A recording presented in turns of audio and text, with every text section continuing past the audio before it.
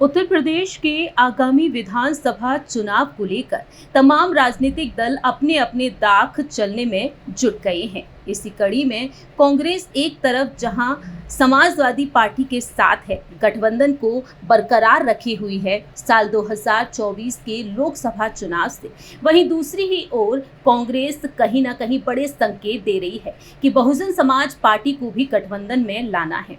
हाल ही में कांग्रेस के नए प्रभारी नियुक्त किए गए राजेंद्र पाल गौतम वही नेता हैं जो बीते महीने मायावती के आवास पर उनसे मिलने पहुंचे थे। जी हां, बहुजन समाज पार्टी की सुप्रीमो मायावती से मिलने पहुंचे थे कांग्रेस के कुछ नेता, और अब कांग्रेस ने उन्हें नया प्रभारी नियुक्त कर दिया है यूपी की सियासत में। और हाल ही में नए प्रभारी राजेंद्र पाल गौतम ने सपा, बसपा और कांग्रेस को एक मंच पर लाने की प्रयास करने की बात कही है। ऐसे में सवाल ये उठता है कि सपा और बसपा के साथ आने से क्या रिजल्ट वही पा पाएगी कांग्रेस पार्टी या नहीं।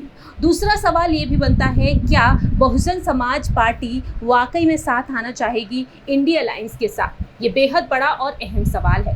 दरअसल साल 2024 के लोकसभा चुनाव में मायावती ने साफ कर दिया था कि उनकी पार्टी अकेली ही अपने दम पर चुनाव लड़ेगी। कांग्रेस के नवनियुक्त उत्तर प्रदेश प्रभारी राजेंद्र पाल गौतम ने एक नई चर्चा को हवा दे दिया जब उन्होंने गठबंधन के प्रयास की बात कह डाली बहुजन समाज पार्टी और समाजवादी पार्टी के साथ।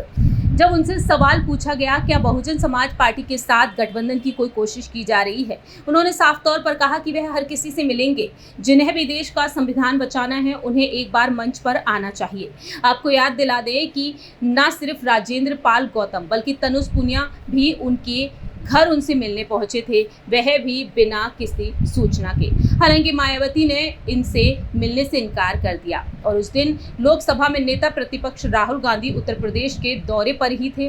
और यह बात जब सुर्खियों में बनी तब कांग्रेस ने राजेंद्र पाल गौतम और तनुज पुनिया को नोटिस जारी कर पूछा था उन्होंने ये कदम क्यों उठाया था। अब राजेंद्र पाल गौतम को उत्तर प्रदेश का प्रभारी बना दिया गया है और उस दौरान कांग्रेस की ओर से पल्ला झाड़ने के बाद राजेंद्र पाल गौतम ने कहा कि वह मायावती की सेहत का हाल चाल जानने गए थे, लेकिन अब उन्होंने प्रदेश प्रभारी का पद संभालते ही मायावती को गठबंधन में लाने की बात खुलकर कह दी है।